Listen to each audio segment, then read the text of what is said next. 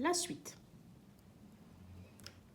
Qu'est-ce que vous devez savoir par cœur dans ce tableau? Vous devez connaître les caractéristiques des particules. Donc déjà, vous devez connaître leur nom. Les valeurs numériques seront données.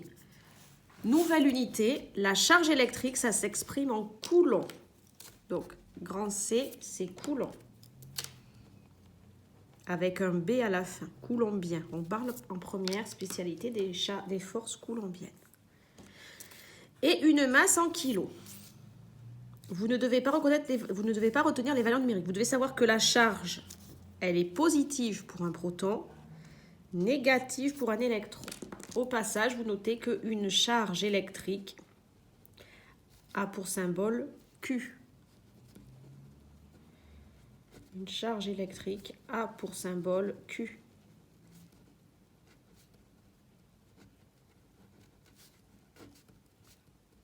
Et donc son unité, le coulomb, de symbole grand C. Ensuite, toutes ces particules ont une masse.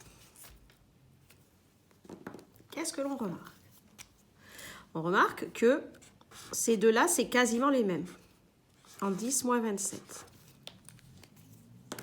Et puis on s'aperçoit que celle-là, elle est en 10-31, ce qui est considérablement 2 fois plus petit, puisque moins 27, moins 28, moins 29, moins 30, moins 31.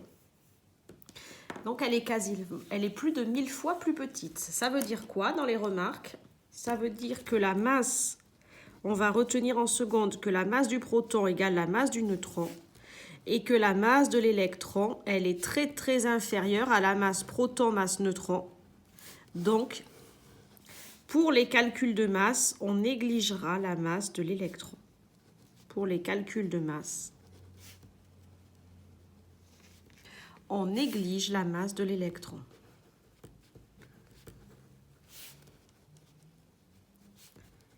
Ça, vous me l'apprenez par cœur, parce que quand on va passer à la page suivante au calcul de masse, les questions sont souvent posées sous la forme calculer la masse approchée de, par exemple, l'atome de cuivre. La masse approchée, il faut donc dire, je calcule une masse approchée parce que je vais assimiler la masse du proton à la masse de l'électron. Vous voyez qu'ils ne sont pas égales au 4e chiffre significatif. Donc si on se contente de 1,67, ça passe. Et je vais négliger la masse des électrons. C'est comme si vous pesez sur votre balance le matin. Dans la journée, vous vous rasez les cheveux, vous remontez sur la balance, votre masse n'a pas changé. C'est-à-dire que la masse de vos cheveux est négligeable par rapport à la masse du reste de votre corps.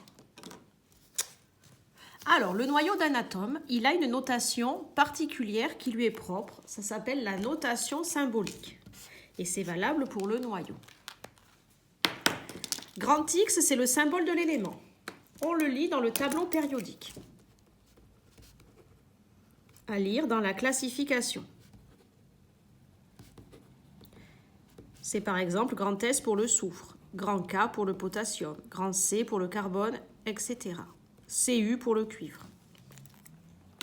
Grand A, on l'a dit à la page ici, c'est le nombre de nucléons, c'est-à-dire tout ce qu'il y a dans le noyau. Donc, nombre de nucléons.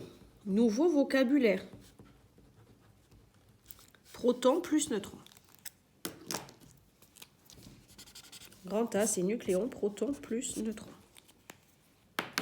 Et enfin, grand Z, c'est le nombre de protons. Et là, vous voyez qu'il y a un signe égal. Pour un atome uniquement,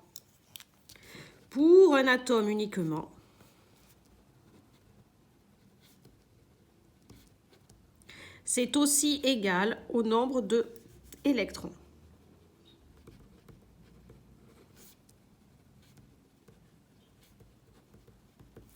Qu'est-ce que les nucléons?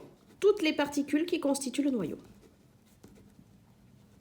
Toutes les particules qui constituent le noyau.